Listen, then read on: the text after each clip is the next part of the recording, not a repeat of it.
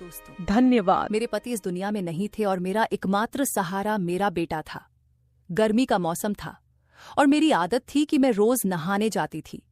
हमारे घर में केवल एक ही बाथरूम था जो कमरे में नहीं बल्कि घर के आंगन में था। जब भी मैं कमरे से निकलकर उस बाथरूम में नहाने के लिए जाती थी तो मुझे ऐसा लगता था कि कोई मुझे छिपकर देख रहा है। घर में मेरे बेटे के अलावा और कोई नहीं था और बाहर से भी कोई आ नहीं सकता था। पहले मैंने सोचा कि शायद मुझे वहम हो रहा है, लेकिन धीरे धीरे मुझे यकीन होने लगा कि कुछ ना कुछ गड़बड़ जरूर है। परंतु मेरे दिमाग में एक ही बात आती थी कि घर में तो सिर्फ मेरा जवान बेटा ही है और मैं उस पर शक नहीं कर सकती थी। लेकिन समय के साथ मैंने उसकी कुछ ऐसी हरकतें देखी जिससे मेरा शक बढ़ने लगा। एक दिन जब वह घर पर नहीं था तो मैंने उसका फोन उठाकर चेक किया। फोन में एक वीडियो थी जिसे देखकर मेरी आंखों के सामने अंधेरा छा गया। उस वीडियो में साफ साफ दिख रहा था कि जब मैं बाथरूम में नहाने जाती थी तो वह मेरा नाम गायत्री है और मेरे जीवन का सफर बहुत ही अनोखा रहा है। जब मेरी शादी हुई थी तब मैं सिर्फ 19 साल की थी। उस वक्त मैं जीवन की चुनौतियों के बारे में बहुत कम जानती थी, लेकिन जैसे जैसे समय बीता मैंने जीवन के हर उतार चढ़ाव का सामना किया और सीखा कि संघर्ष और प्रेम के साथ हर मुश्किल को पार किया जा सकता है। मेरी शादी एक बहुत ही अच्छे और जिम्मेदार व्यक्ति से हुई थी जो मुझसे उम्र में बड़े थे, लेकिन हमारे बीच का प्यार बहुत गहरा था। हमने मिलकर अपने छोटे से परिवार को खुशहाल बनाने की कोशिश की। 1 साल बाद हमारा बेटा हुआ और मैं मां बन गई। उस समय मैं केवल 20 साल की थी और मेरा बेटा मेरे लिए सबसे बड़ा उपहार था।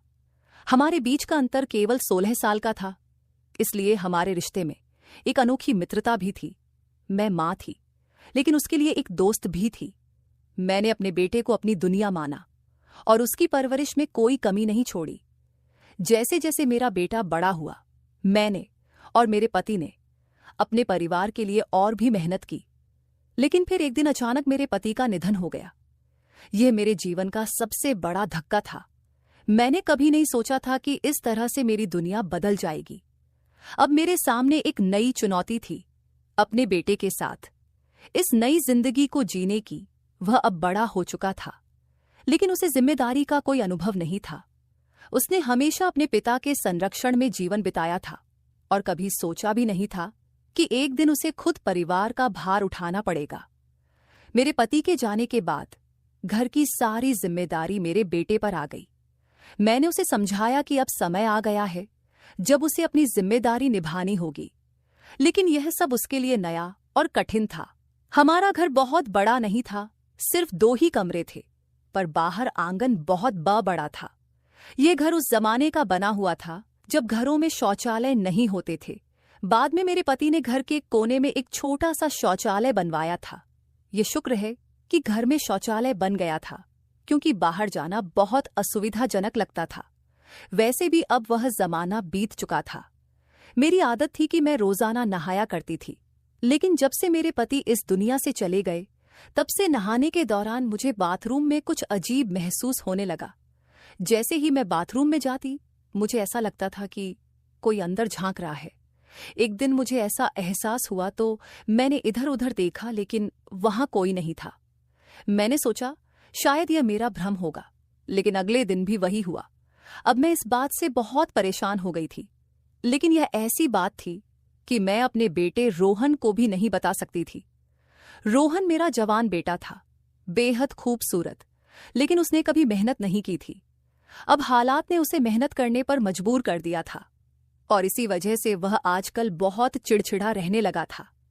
एक रात वह मेरे पास आकर बैठ गया और कहने लगा, मम्मी, मैं बहुत परेशान हूँ। सब कुछ कैसे होगा? हम तो सिर्फ 2 लोग हैं, लेकिन फिर भी इतने सारे खर्चे हैं।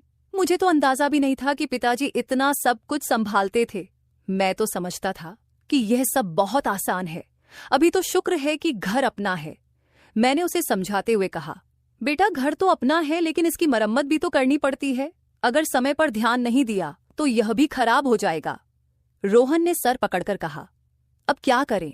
वैसे मेरे पास एक आइडिया है। आप मेरी शादी करा दो और लड़की वालों से कुछ पैसे मांग लो। उन पैसों से हम घर की मरम्मत भी कर लेंगे और कुछ काम धंधा भी शुरू कर लूंगा। जब मैंने उसके मुंह से यह बात सुनी तो मैं हैरान रह गई। मैंने उसे फटकार हुए कहा, मैंने तुझे कभी यह सब नहीं सिखाया। लड़की वालों से पैसे मांगना कोई अच्छी बात नहीं है। तेरे पिताजी ने मेरे माँ बाप से एक भी रुपया नहीं लिया था और तू इस तरह की बातें कर रहा है। मुझे यह सब कुछ बिल्कुल भी अच्छा नहीं लगता। मैंने तेरी परवरिश इस तरह से नहीं की है कि तू ऐसी बातें करे। किसी की बेटी को अपने घर लाना कोई मामूली बात नहीं होती। वह भी एक जीती जागती इंसान है, उसका ख्याल रखना पड़ता है। तेरे पिताजी बहुत अच्छे इंसान थे और मैं चाहती हूं कि तू उनसे भी बेहतर बने, लेकिन तू तो अभी से ही लड़की के दहेज पर नजर टिकाए बैठा है। अगर काम करना है तो मेहनत कर, खुद से कुछ कर। मेरे बेटे को मेरी बात बहुत बुरी लगी। जाहिर है उसे बुरा लगना ही था। वह कहने लगा, मम्मी खर्चे बहुत ज्यादा है। मैं तो आपसे अपने दिल की बात कर रहा था और आपने तो मुझे इतना लंबा लेक्चर दे दिया। ठीक है, मत करवाओ मेरी शादी। मैंने कहा, तेरी शादी तब तक नहीं करवाऊंगी जब तक तू कोई पक्की नौकरी नहीं कर लेगा। यह सुनकर वह इतना कहकर चला गया। आजकल नौकरी नहीं मिलती, कोई ना कोई जुगाड़ ही करना पड़ता है। मैंने पूछा, यह जुगाड़ क्या होता है? तो वह कहने लगा, जुगाड़ का मतलब है शॉर्टकट से पैसा कमाना। मैंने कहा, ऐसे कभी कुछ हासिल नहीं होता, मेहनत करनी पड़ती है। रोहन के जाने के बाद मैं अकेली बैठी सोचती रही। अब मुझे सिर्फ अपने बेटे की चिंता नहीं थी, बल्कि उस डर और अजीब एहसास की भी थी जो मुझे बाथरूम में होता था। क्या यह सच में मेरा वहम था या फिर कुछ और? मैं इस उलझन में थी कि किसी से बात करूं या नहीं। मैंने सोचा कि अगर मैं रोहन को यह बात बताऊंगी तो वह और भी परेशान हो जाएगा। मेरे पति के जाने के बाद से ही मैं बहुत अकेलापन महसूस करने लगी थी। घर की दीवारें मुझे जैसे घूरती सी लगती थी और हर रात जब मैं बिस्तर पर लेटती थी तो ऐसा लगता था कि मैं उन्हें महसूस कर सकती हूँ। मैंने खुद को समझाने की कोशिश की कि यह सब मेरे मन का भ्रम है, लेकिन फिर भी वह डर मेरे दिल में गहराई तक बैठ गया था। रोहन की चिंता ने मेरी बेचैनी को और भी बढ़ा दिया था। मैं सोचने लगी कि अगर वह इसी तरह चिड़चिड़ा और निराश रहता है तो उसकी जिंदगी का क्या होगा। मैंने उसके भविष्य के बारे में कई सपने देखे थे, लेकिन अब ऐसा लग रहा था कि वे सपने दूर होते जा रहे हैं। अगली सुबह मैंने तय किया कि मुझे खुद को मजबूत करना होगा। मैं अपने डर और चिंताओं के आगे झुक नहीं सकती थी। मैंने निश्चय किया कि मैं अपने बेटे को सही मार्ग दिखाऊंगी और उसे मेहनत की अहमियत समझाऊंगी। मैंने रोहन को उसके पसंदीदा नाश्ते के साथ बुलाया और उसकी थाली परोस हुए कहा, रोहन, मैं समझती हूं कि तुम पर बहुत दबाव है और यह सब तुम्हारे लिए नया है, लेकिन याद रखना, किसी भी बड़ी सफलता के लिए मेहनत और धैर्य की जरूरत होती है। शॉर्टकट से कभी कुछ हासिल नहीं होता, और अगर होता भी है तो वह ज्यादा दिन टिकता नहीं। रोहन ने मेरी बात ध्यान से सुनी, लेकिन कुछ नहीं कहा। मैंने उससे कहा, मैं तुमसे बहुत उम्मीदें रखती हूं और मुझे यकीन है कि तुम सही रास्ता चुनोगे, चाहे जितनी भी मुश्किलें आएं। अगर तुम मेहनत करोगे तो सब ठीक हो जाएगा। रोहन ने बस सिर हिलाया और नाश्ता करने लगा। मैं जानती थी कि उसे समय चाहिए, लेकिन मुझे भरोसा था कि एक दिन वह मेरी बात समझेगा। शाम को जब मैं बाथरूम में नहाने गई तो, तलाश कर लो, फिर मैं तुम्हारी शादी श्वेता से करा दूंगी, लेकिन ज्यादा वक्त नहीं लगा सकते क्योंकि वह भी जवान है और तुम भी लड़कियों की शादी जल्दी होनी चाहिए। उसकी माँ भी उसकी जल्दी शादी करवाना चाहती थी। अब तो तेरे पिताजी भी इस दुनिया से चले गए हैं, तो अब तुझे ही सब कुछ देखना है, इसलिए अच्छा है कि कोई नौकरी कर ले। मेरा बेटा कहने लगा कि नौकरी नहीं मिली, लेकिन एक काम मिला है जिसमें बहुत पैसे हैं, पर काम थोड़ा गलत है। मैंने पूछा, क्या मतलब, कौन सा काम है? और तू ऐसे क्यों कह रहा है कि थोड़ा गलत है? गलत तो गलत होता है, थोड़ा गलत क्या होता है? मेरे बेटे ने कहा, मम्मी आपको बताकर मैं पछता रहा हूं, ऐसी बात नहीं है, बाद में बताऊंगा। और यह कहकर वह कहीं चला गया। मैं सोचती रही कि वह क्या कह रहा था। मेरा दिल बैठ गया, क्योंकि आजकल जिस तरह की हरकतें हो रही हैं, किसी भी जवान लड़के या लड़की को अपनी बातों में फंसाना कोई बड़ी बात नहीं रह गई है। मेरा दिल डूब सा गया था। मैं जानती थी कि इस दुनिया में अच्छे लोग भी हैं, लेकिन बुरे लोग भी कम नहीं हैं। जो अपने स्वार्थ के लिए दूसरों का इस्तेमाल करते हैं। क्या रोहन भी किसी गलत राह पर जा रहा था? उस रात मैंने सोने की कोशिश की, लेकिन मन में बेचैनी बनी रही। रोहन की बातों ने मेरे अंदर एक अजीब सा डर पैदा कर दिया था। मैं समझ रही थी कि रोहन मुझसे बहुत कुछ छिपा रहा है, और यह बात मुझे अंदर ही अंदर खाई जा रही थी। मेरे पति के जाने के बाद से ही मैं खुद को बहुत अकेला महसूस करने लगी थी। रोहन ही मेरा सहारा था, और अब उसी के बारे में मुझे चिंता सताने लगी थी। मैंने उसे बड़े प्यार से पाला था, उसे सिखाया था कि ईमानदारी और मेहनत से ही जीवन में सफलता पाई जा सकती है। लेकिन अब ऐसा लग रहा था कि वह मेरी बातों को भूलकर किसी गलत रास्ते पर चलने की सोच रहा है।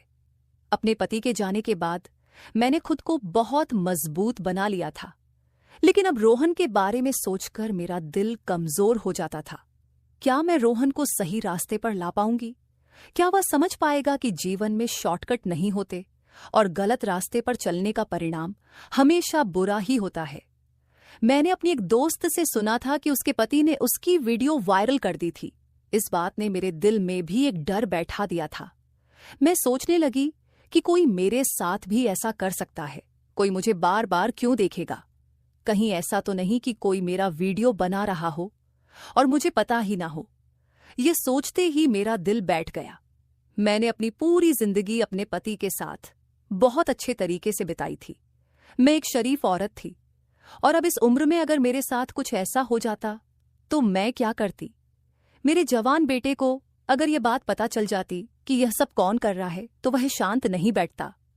वह जज्बाती और जोशीला था, और उसे भी कुछ करना था। यह सब सोचकर मैं बहुत डर जाती थी। हमारे शौचालय की स्थिति ऐसी थी कि वह घर के कोने में बना हुआ था, जिसकी पिछली दीवार गली की ओर थी। उसमें एक बड़ा सा रोशनदान था, जिसके ऊपर कुछ भी नहीं लगा हुआ था। रोशनदान इतना ऊंचा था कि वहां से कोई दिखाई नहीं देता था, इसलिए हमने उस पर ना कोई कपड़ा लगाया और ही जाली। लेकिन अब मेरा दिल बहुत बेचैन हो गया था, इसलिए नहाने से पहले मैंने उस रोशनदान के ऊपर अपना दुपट्टा लगा दिया ताकि कोई देख ना सके। लेकिन वहां तक पहुंचने के लिए किसी को किसी ऊंची चीज पर चढ़ना पड़ता। गली का स्तर ऊंचा था और हमारा घर नीचा, इसलिए मैंने सोचा इतनी मेहनत कोई क्यों करेगा, वो भी एक बूढ़ी औरत के लिए। हालांकि मैं इतनी बूढ़ी भी नहीं थी, मेरी उम्र अभी सिर्फ 35 साल की ही थी। मेरा बेटा जवान था और मैं उसकी शादी करना चाहती थी। जब मैं नहाकर बाहर निकली तो ये देखकर हैरान रह गई कि कपड़ा अपनी जगह से हटा हुआ था। अब तो मुझे अजीब सा महसूस होने लगा। मुझे रोना आने लगा कि मेरे साथ यह सब क्या हो रहा है। मैंने तो कभी किसी के साथ बुरा नहीं किया था। अब मैं क्या करूं? अपने बेटे को बता दूं? मामला अब बहुत बढ़ चुका था। इसका मतलब था कि कोई ना कोई था जो मेरे साथ यह सब कर रहा था।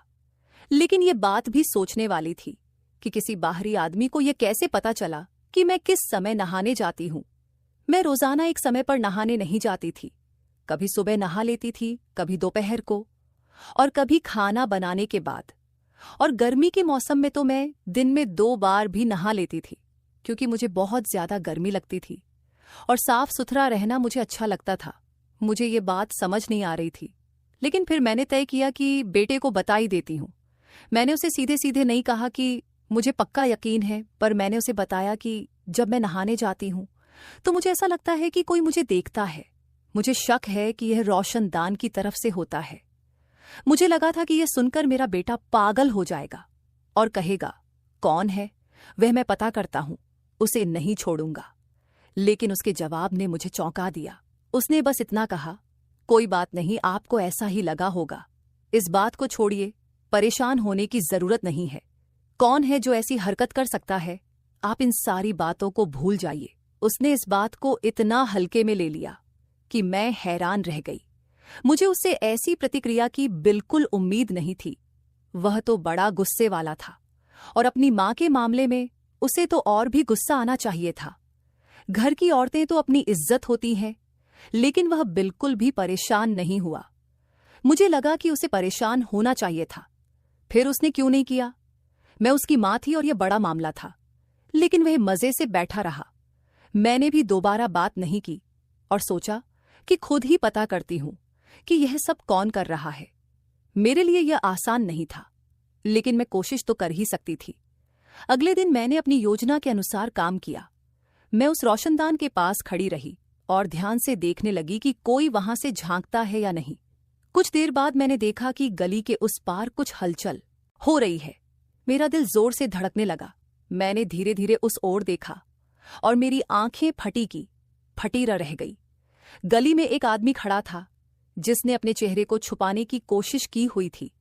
वह धीरे धीरे ऊपर की ओर देख रहा था, जैसे कि रोशनदान से अंदर झांकने की कोशिश कर रहा हो। मेरा दिल जोर से धड़कने लगा और मैंने जल्दी से खुद को छुपा लिया। अब मुझे यकीन हो गया था कि मेरे शक सही थे। कोई ना कोई था जो मेरी हरकतों पर नजर रख रहा था। अगले दिन मैंने अपनी दोस्त से कहा कि मुझे एक कैमरे वाला फोन चाहिए। मैं रिकॉर्डिंग करना चाहती हूँ। उसके पास फोन था पर मेरे पास नहीं। उसने कहा, एक दिन के लिए अपना फोन तुम्हें दे दूंगी, पर पहले मुझे बताओ कि बात क्या है। मैंने कहा था कि अभी नहीं बता सकती, बाद में बता दूंगी। मैं उस फोन को बाथरूम में रखना चाहती थी और रोशनदान की तरफ कैमरे का मुंह करके देखना चाहती थी कि मुझे बाहर से कौन देखता है। मुझे लगा कि मैंने बहुत अच्छा आइडिया सोचा है। इससे बेहतर और कुछ नहीं हो सकता। इससे रिकॉर्डिंग भी हो जाती, वीडियो भी बन जाती और मुझे पता चल जाता कि हरकत कौन कर रहा है। साथ ही मेरे पास सबूत भी आ जाता। मैंने अपनी दोस्त से फोन लिया और उसे ऐसी जगह पर रखा, रोशनदान की तरफ कैमरा कर दिया और रिकॉर्डिंग शुरू कर दी। लेकिन जब रिकॉर्डिंग देखी तो हैरान रह गई, क्योंकि रिकॉर्डिंग ठीक से नहीं हो पाई थी। शायद उसके फोन का कैमरा खराब था। इसके बाद उसने अपना फोन मांग लिया और कहा कि उसे फोन की जरूरत है। वह लोगों की बेटियों के रिश्ते करवाने का काम करती थी, इसलिए मैं बार बार उससे फोन नहीं मांग सकती थी। हमारे पास इतने पैसे भी नहीं थे कि उस जगह को बंद करवा दे या फिर बाथरूम कहीं और बनवा दें। घर के हालात पहले से ही खराब थे। जब मेरे पति का निधन हुआ तो पता चला कि उन पर बहुत सारा कर्ज था। अब वे लोग सामने आ रहे थे और अपने पैसे मांग रहे थे। मेरा बेटा भी कुछ कर नहीं पा रहा था, क्योंकि उसके पास कोई स्थायी काम नहीं था। लोग मुझसे कहते थे कि उसकी शादी करवा दो, दहेज के पैसों से वह कोई बिजनेस शुरू कर लेगा और घर में बहू भी आ जाएगी, जिससे तुम भी अकेली नहीं रहोगी। मेरा बेटा आजकल बहुत परेशान रहता था। एक दिन उसने किसी से फोन पर बात करते हुए कहा, आजकल लोग ऐसी वीडियो से बड़े पैसे कमा रहे हैं, लेकिन ऐसी वीडियो बनाना इतना आसान नहीं है। एक वीडियो की ही तो बात है और अगली वीडियो आते ही लोग पिछली को भूल जाते हैं। मैं उसकी बात सुनकर हैरान रह गई। ये कोई फिल्म या ड्रामा नहीं था, सीधे सीधे बातें हो रही थी। मुझे समझ नहीं आ रहा था कि कहीं वह वही बात तो नहीं कर रहा था जो मेरे मन में आ रही थी। अगर एक पति पैसे कमाने के लिए अपनी पत्नी की वीडियो वायरल कर सकता है, तो क्या एक बेटा पैसे कमाने के लिए अपनी माँ की वीडियो वायरल नहीं कर सकता? अगर ऐसा नहीं था तो फिर वह ऐसी बातें क्यों कर रहा था? वह अपने पास कोई खास काम नहीं था। कभी कभी वह एक गाड़ियों के शोरूम में काम कर लेता था, जिससे उसे रोजाना के थोड़े बहुत पैसे मिल जाते थे, लेकिन यह कोई स्थायी नौकरी नहीं थी। उसकी बातें सुनकर लग रहा था कि उसके पास बात करने के लिए और कोई विषय नहीं था। जैसे ही उसने फोन रखा, मैं उसके पास गई और पूछा, तुम किससे बातें कर रहे थे? कौन सी वीडियो बनाओगे और वायरल करोगे? क्या तुम भी उस आदमी की तरह कुछ करने का सोच रहे हो जिसने अपनी बीवी की वीडियो वायरल कर दी थी? मेरा बेटा यह सुनकर हैरान रह गया। उसने कहा, मम्मी, आप कैसी बातें कर रही हो? बात को कहां से कहां जोड़ रही हो? मैं अपने दोस्त से बात कर रहा था, बस वैसे ही बात हो रही थी। मैंने फिर उससे पूछा, तो फिर वह कौन सी वीडियो थी जिसकी बात कर रहे थे? आजकल तो हर तरफ औरतों की ही वीडियो वायरल होती हैं, जिनमें या तो वह डांस कर रही होती है या फिर कुछ और कर रही होती है। देखो, अगर मुझे पता चला कि तुमने भी कोई गलत हरकत की है तो मैं तुम्हें जेल से भी नहीं छुड़वा, ऊंगी अड़ वजह से मुझे जेल जाना पड़े। फिर मैंने उसे याद दिलाया, मैंने तुम्हें बताया था कि जब मैं नहाने जाती हूं तो मुझे ऐसा लगता है कि कोई बाहर खड़ा होकर देख रहा है। तुमने इस बारे में क्या किया? पहले तो वह घबरा गया, फिर कहने लगा, मैंने भी आपको कहा था कि आपको वहम हो रहा है, ऐसा कुछ नहीं है। अब मुझे भी गुस्सा आ गया। मैंने उससे कहा, और अगर ऐसा हुआ तो तुम क्या कर लोगे? क्या उखाड़ लोगे? उस आदमी का तुम्हें शर्म नहीं आती कि एक बार जाकर जांच कर लेते कि ऐसा है या नहीं? किसी से थोड़े पैसे उधार लेकर इस बाथरूम के रोशनदान को बंद करवाने की कोशिश करो। ये रोशनदान इतना बड़ा है कि यहाँ से कोई आदमी छलांग भी लगा सकता है। जब तुम्हारे बाबा ने शौचालय बनवाया था तब जमाना ऐसा नहीं था। मुझे लगा था कि यह सब सुनकर तुम गुस्से से लाल पीला हो जाओगे और कुछ करोगे, लेकिन तुम तो हाथ पर हाथ धरे बैठे हो। मेरे बेटे ने एक अजीब सी बात कह दी।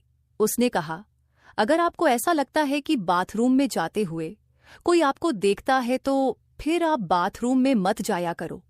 ऐसी उल्टी बात तो वही व्यक्ति कर सकता है जिसका दिमाग उलझा हुआ हो। और मेरे बेटे का दिमाग सच में बहुत उलझा हुआ लग रहा था। आखिर ऐसा कैसे हो सकता है कि मैं बाथरूम में ना जाऊं? गर्मी का मौसम था, क्या मैं नहाती भी नहीं? मुझे तो नहाने का शौक था और साफ सुथरा रहने की आदत भी थी। मैं इस बारे में बहुत सोचती रही और अब मुझे समझ आ गया था कि मुझे क्या करना है। मुझे अपने बेटे पर नजर रखनी थी, क्योंकि इस घर में और कोई नहीं था और बाहर से भी कोई अजनबी हमारे घर में नहीं आता। मैं हैरान थी कि मेरे बेटे को अचानक से क्या हो गया था। पहले वह छोटी छोटी बातों पर इतना गुस्सा करता था, लड़ने मरने को तैयार हो जाता था, लेकिन अब वह बिल्कुल सामान्य हो गया था। उधर श्वेता की माँ बार बार कहती थी कि उसकी बेटी मेरे बेटे को पसंद करती है। वह चाहती थी कि मैं उसे कहूं कि कोई अच्छी नौकरी कर ले ताकि दोनों की सगाई कर दी जाए। लेकिन मैं सोचती थी कि मेरे बेटे को आजकल कुछ समझ ही नहीं आ रहा है कि वह किस दिशा में जा रहा है। लेकिन श्वेता भी पागल थी जो रोहन से प्यार कर बैठी थी। मुझे लगता था कि अगर वह वाकई उससे प्यार करती थी तो उसे किसी और से शादी नहीं करनी चाहिए थी, चाहे उसे कुछ साल तक इंतजार ही क्यों ना करना पड़ता। श्वेता मेरे दोस्त की इकलौती बेटी थी और अपने घर में सबसे ज्यादा लाडली भी। वह मुझे भी बहुत सुंदर लगती थी। एक मुसीबत मेरे सर पर जरूर थी कि मुझे अपने बेटे पर नजर रखनी थी, लेकिन नजर तब रखती जब वह घर पर होता। आजकल वह ज्यादातर समय घर से बाहर ही रहता था। हालांकि जब तक मैं खाना वगैरह बना रही होती थी तब तक वह घर में ही होता था। एक दिन जब मैं नहाने के लिए गई तो उसका फोन उसके कमरे में पड़ा हुआ था। पता नहीं मेरे दिमाग में क्या आया। मैंने सोचा कि क्यों ना उसका फोन चेक करूं और देखूं कि उसमें क्या है। आखिर वह मेरा बेटा था और मुझे उसके फोन को चेक करने का हक था। मैंने फोन की गैलरी खोली तो उसमें एक वीडियो थी। वीडियो देखकर मेरे पैरों तले जमीन खिसक गई। वह वीडियो बाथरूम की थी और साफ नजर आ रहा था कि उसमें क्या हो रहा था। मेरी आंखों में आंसू आ गए और मेरी हालत अजीब सी हो गई। मैंने बार बार देखा कि कहीं और भी वीडियो तो नहीं है, लेकिन वहां सिर्फ एक ही वीडियो थी। मैं उस वीडियो को देख ही रही थी कि अचानक किसी ने मेरे कंधे पर हाथ रखा। मैं चौंक गई और पीछे मुड़कर देखा तो मेरा बेटा खड़ा था। उसने देख लिया था कि उसका फोन मेरे हाथ में है और मैं वह वीडियो देख चुकी हूं। यह सुनकर मेरे बेटे का चेहरा गंभीर हो गया। उसकी आंखों में डर की छाया थी। मेरी आंखों में भी एक सवाल उमड़ रहा था जिसे मैं आखिरकार पूछ ही बैठी। जवाब सुनते ही मैं दंग रह गई। मैंने अपने बेटे की ओर देखा। मेरी आंखों में आंसू छलक पड़े। मैंने उससे कहा, तूने यह सब कब किया, कैसे किया और क्यों किया, बता मुझे। अब उसके भी आंखों में आंसू थे और गुस्से से उसके हाथ कांपने लगे। उसने गहरी सांस लेते हुए कहा, उसी दिन किया था जिस दिन आपने मुझे बताया कि कोई आपको छुपकर देखता है। आपको क्या लगता है? मैं हाथ पर हाथ धरे बैठा रहा। जब आपने कहा था कि कोई आपको देख रहा है तो मुझे बहुत गुस्सा आया था, लेकिन मैं जानता था कि मेरा गुस्सा करना आपको परेशान कर देगा और आप डर जाएंगे। इसलिए मैंने फैसला किया कि मैं आपको कुछ नहीं बताऊंगा, लेकिन जो भी यह सब कर रहा है उसे पकड़कर ही रहूंगा। मैंने सबसे पहले रोशनदान पर एक छोटा कैमरा लगा दिया था जिसका रुख बाहर की ओर था। उसमें आप नहीं बल्कि बाहर का दृश्य दिखता था। उसी कैमरे से मुझे पता चला कि वह हमारे मोहल्ले का ही लड़का है जो गली में खड़ा होकर देखता है। जैसे ही उसे पानी गिरने की आवाज आती है वह समझ जाता है कि कोई अंदर गया है और फिर अंदर झांकने की कोशिश करता है। मैंने उसका नाम और घर का पता भी मालूम कर लिया है।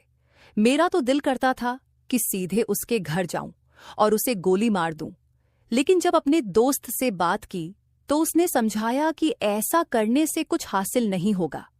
उसने तुम्हारी माँ की कोई वीडियो बनाई है जो उसके पास है, पहले हमें वह वीडियो निकालनी होगी। मैं उसी से बात कर रहा था जब आपने मेरी बात सुनी थी। मैंने मोहल्ले के कुछ लोगों से बात की है और हम उसे रंगे हाथों पकड़ना चाहते हैं। हम ऐसा करेंगे कि उसे लगेगा कोई बाथरूम में नहा रहा है, और जैसे ही वह अंदर झांकने लगेगा हम उसे रंगे हाथों पकड़ लेंगे। अगर वैसे उसे टोक कि वह ऐसा क्यों कर रहा है तो वह कभी नहीं मानेगा, लेकिन जब उसे सबके सामने पकड़ा जाएगा तो कोई भी उसका साथ नहीं देगा। आपसे ज्यादा मुझे गुस्सा है, आपसे ज्यादा मैं बेचैन हूं उसे सबक सिखाने के लिए, लेकिन मुझे धैर्य से काम लेना होगा क्योंकि ऐसे लोगों को पकड़ना आसान नहीं है। हमें उसे सबक सिखाना है ताकि दोबारा कोई ऐसा करने की हिम्मत ना करे। आपको पता है, आपने कहा था कि मोहल्ले में एक लड़की की वीडियो वायरल हुई थी जिसके लिए सभी ने उसके पति को दोषी ठहराया, लेकिन हकीकत में यह काम उसी मोहल्ले के एक और लड़के ने किया था। यह लड़का बहुत बदनाम था और मोहल्ले की कई लड़कियों को परेशान कर चुका था। कभी लड़कियों को छेड़ता तो कभी और कोई हरकत करता, लेकिन इस बार उसने हद पार कर दी थी। मेरे दिल में उस लड़के के खिलाफ बहुत गुस्सा था। मुझे महसूस हो रहा था कि मैंने अपने बेटे के बारे में गलतफहमी पाल रखी थी। मैं सोचने लगी कि आखिर मेरे अपने बेटे ने ऐसा क्यों किया। हालांकि मैंने कभी उसे यह बात नहीं बताई, लेकिन अंदर ही अंदर मैं बहुत दुखी थी। समाज किस दिशा में जा रहा है यह हम सब जानते हैं, लेकिन फिर भी मुझे अपने बेटे पर गर्व था। आखिरकार मेरे बेटे ने योजना बनाई, और जब वह बदमाश लड़का रोशनदान की ओर देख रहा था तभी मेरे बेटे ने उसे पकड़ लिया। मोहल्ले के लोगों ने उसे देख लिया था, फिर सबने मिलकर उसकी पिटाई की और पुलिस के हवाले कर दिया। उसका मोबाइल वगैरह सब छीन लिया गया था, लेकिन बाद में पता चला कि उसमें कोई वीडियो नहीं थी। हालांकि उसने और भी कई लड़कियों की वीडियो बनाई थी। पुलिस ने कहा कि उसके खिलाफ कई केस बन सकते हैं, FIR दर्ज करवाइए, हम इसे छोड़ेंगे नहीं। इस घटना के बाद मैंने घर का रोशनदान भी बंद करवा दिया। बेटे की नौकरी भी लग गई और हमने उसकी शादी श्वेता के साथ करने का फैसला किया। दोनों की सगाई हो चुकी थी और अब शादी होने वाली थी, लेकिन अभी भी जब मैं उस वक्त की बातों को याद करती हूं तो गुस्सा आ जाता है। ये सब मेरी एक दोस्त की वजह से हुआ था जो मोहल्ले में लोगों को कहानियां सुनाती थी। अब उसकी बेटी ही मेरे घर की बहू बनने वाली है, लेकिन उसकी बेटी उसकी तरह नहीं है। वैसे मेरी दोस्त बुरी नहीं थी, पर उसकी हरकत मुझे ठीक नहीं लगी। मेरा बेटा ऐसा कुछ कर ही नहीं सकता था, लेकिन उसने मेरे दिमाग में इतनी नकारात्मक बातें भर दी कि मैं अपने बेटे के बारे में ही गलत सोचने लगी। मैं कैसे भूल गई कि मैंने ही उसे पाला पोसा है और उसे अच्छे संस्कार दिए हैं। अब जब श्वेता और रोहन की शादी का दिन करीब आ रहा था तो घर में खुशी का माहौल था और सभी लोग तैयारियों में जुटे हुए थे। इसी बीच मैंने अपने बेटे के साथ खुलकर बातचीत की और उसे अपने दिल की सारी बातें बताईं। उसने मुझसे वादा किया कि वह कभी भी किसी का गलत फायदा नहीं उठाएगा और अपनी जिम्मेदारियों को पूरी तरह से निभाएगा। ये पूरी घटना मेरे दिल में हमेशा के लिए अंकित हो गई है, क्योंकि इसने मुझे सिखाया कि जीवन में कई बार हमें अपनी धारणाओं और शंकाओं पर काबू पाना पड़ता है। रिश्तों में सबसे महत्वपूर्ण चीज भरोसा होता है। जब हम अपने करीबियों पर शक करते हैं तो हम सिर्फ उन पर ही नहीं बल्कि खुद पर भी सवाल खड़े कर रहे होते हैं। मैंने अपने बेटे को गलत समझा, लेकिन उसने अपने कार्यों से मुझे गलत साबित कर दिया। अब मैं संतुष्ट हूं कि मैंने रोहन को सही संस्कार दिए थे और उसने मेरे विश्वास को कायम रखा। श्वेता और रोहन की शादी के बाद मैं इस नतीजे पर पहुंची कि हर मां बेटे के रिश्ते में उतार चढ़ावा आते हैं, लेकिन असली परीक्षा तब होती है जब हम उन कठिनाइयों में भी एक दूसरे का साथ नहीं छोड़ते। इस घटना ने मुझे यह भी याद दिलाया कि समाज में चाहे कुछ भी हो रहा हो, हमें अपने परिवार के प्रति सच्चा और भरोसेमंद रहना चाहिए, क्योंकि अंततः यही रिश्ते हमें सहारा देते हैं और हमें उन मुश्किलों से पार पाने की ताकत प्रदान करते हैं। अगर आपकी जिंदगी में भी कभी ऐसा कुछ हुआ हो तो हमें कमेंट में जरूर बताएं। अगर आपको ये कहानी पसंद आई हो तो इसे लाइक करें, शेयर करें